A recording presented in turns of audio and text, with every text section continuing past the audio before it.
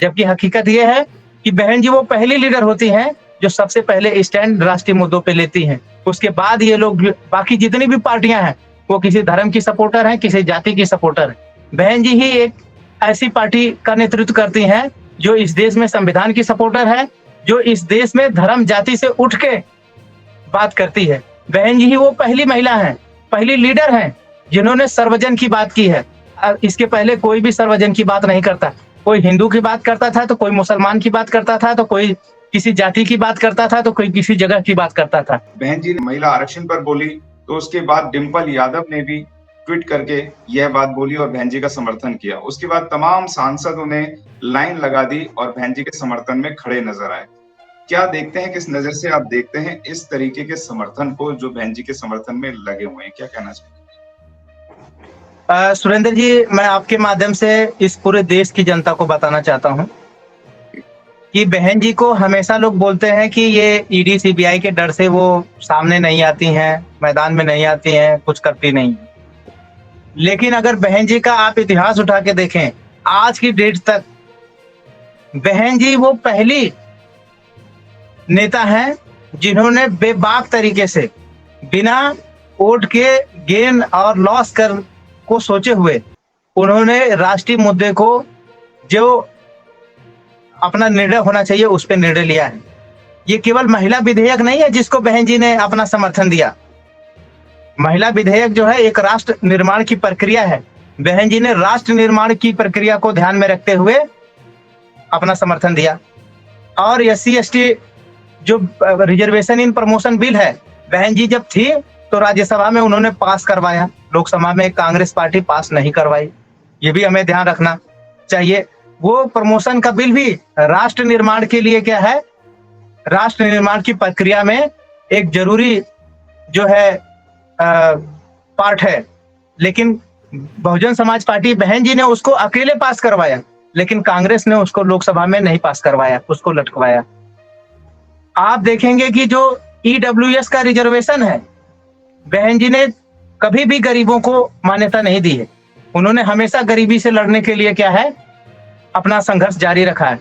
अगर सवर्णों में भी गरीब की बात आई तो उन्होंने सबसे पहले आगे बढ़ के EWS कोटे का समर्थन किया। आपको पता होगा कि बहन जी वो पहली इस देश की नेता है जिन्होंने EWS का समर्थन किया कि भाई गरीब कहीं भी नहीं होने चाहिए। हमने गरीबी के क्या है हालत देखे हैं, गरीबी में लोगों का कैसा जीना होता है, इसलिए कोई भी व्यक्ति इस देश में गरीब नहीं होना चाहिए। अगर सवर्णों में भी गरीब हो रहे हैं तो बहन जी ने उस बिल का समर्थन किया आगे बढ़ के।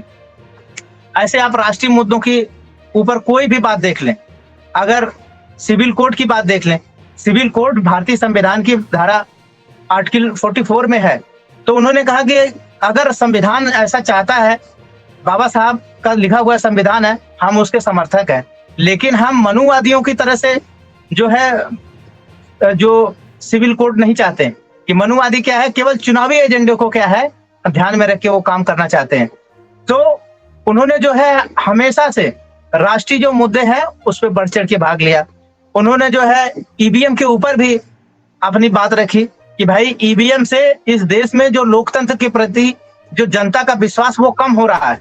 और उन्होंने सुप्रीम कोर्ट में केस भी फाइल कराया। उन्होंने इस पे प्रोग्राम भी बनाया कि हम चुनाव आयोग को अपनी बात कहेंगे, जनता से अपनी बात कहेंगे कि EVM के कारण देश का जो लोकतंत्र है वो खतरे में है और लोगों का विश्वास जो है इस जो लोकतांत्रिक प्रक्रिया है, जो चुनाव की प्रक्रिया है उस पर कम हो रहा है। ये देश के लिए बहुत घातक है। तो उस पर भी बहन जी ने एक्शन लिया।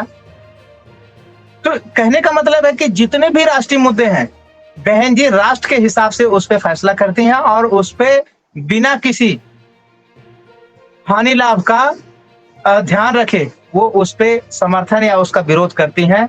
और जो मनुवादी मीडिया है, अगर वो उस मुद्दे के सहयोग, अगर बहन जी उस मुद्दे के राष्ट्रीय स्तर पे जो फायदे के अनुसार अगर उसका सपोर्ट करती हैं तो बोलती है कि ये फलाने से डर गई हैं, ये डर के सपोर्ट कर रही हैं। अब सोचना चाहिए कि क्या हमें व्यक्ति का विरोध करना है, तो क्या व्यक्ति के विरोध में हम इतने पागल हो जाएं कि हम देश का जो है हित छोड़ दें। बहन जी ने, क्योंकि वो बाबा साहब या बहुजन महापुरुषों के जो आंदोलन है उसका नेतृत्व कर रही हैं, उसकी जिम्मेदारी अपने कंधों पे ली हुई हैं, उसको निभा रही हैं। इसलिए वो जो राष्ट्र के मामलों में वो कभी भी वो वोट के आने जाने का परवाह नहीं करती हैं। वो किसी धर्म जाति की परवाह नहीं करती हैं। जो राष्ट्रीय मुद्दे हैं उस पे डट के वो मुकाबला करती हैं। और मैं आपको बता दूं, जब बहन जी अपनी प्रेस कॉन्फ्रेंस कर लेती हैं तब सारे देश के लीडर उस पे अपनी जुबान खोलना शुरू करते हैं। कोई धीमे बोलता है, कोई तेज बोलता है। और चूंकि ये मनुवादी मीडिया उनकी आवाज को क्या है, तेजी से लोगों के बीच में ले जाती है, तो लोग बोलते हैं कि इन्होंने ये बात कही है और बहन जी इस पे चुप है। जबकि हकीकत ये है कि बहन जी वो पहली लीडर होती हैं जो सबसे पहले स्टैंड राष्ट्रीय मुद्दों पे लेती हैं। उसके बाद ये लोग बाकी जितनी भी पार्टियां हैं वो किसी धर्म की सपोर्टर हैं, किसी जाति की सपोर्टर है। बहन जी ही एक ऐसी पार्टी का नेतृत्व करती हैं जो इस देश में संविधान की सपोर्टर है, जो इस देश में धर्म जाति से उठ के बात करती है। बहन जी ही वो पहली महिला हैं, पहली लीडर हैं जिन्होंने सर्वजन की बात की है। इसके पहले कोई भी सर्वजन की बात नहीं करता। कोई हिंदू की बात करता था तो कोई मुसलमान की बात करता था, तो कोई किसी जाति की बात करता था, तो कोई किसी जगह की बात करता था। लेकिन सबकी बात करने वाला अगर पहला कोई लीडर है तो बहन कुमारी मायावती जी हैं। तो हमें ये बात देखने की है कि जब बहन जी वो बात कह देती हैं, वो बहन जी का नारा है सर्वजन हिताय सर्वजन सुखाय, तो उसको लोग बोलते हैं कि ये नारा तो बहन जी अपने विचारधारा से हट के लिया है। लेकिन जो भारतीय जनता पार्टी है उन्हीं के नारों को हिंदी में लगाती है, सबका साथ सबका विकास। तो लोग बोलते हैं कि ये जो भारतीय जनता पार्टी है इसका बड़ा महान नारा है। तो कहने का मतलब है कि कैसे लोगों के सामने जो है मीडिया जो है सच्चाई को जो है वो ढक देती है, सच्चाई से लोगों को जुड़ने से महरूम कर देती है।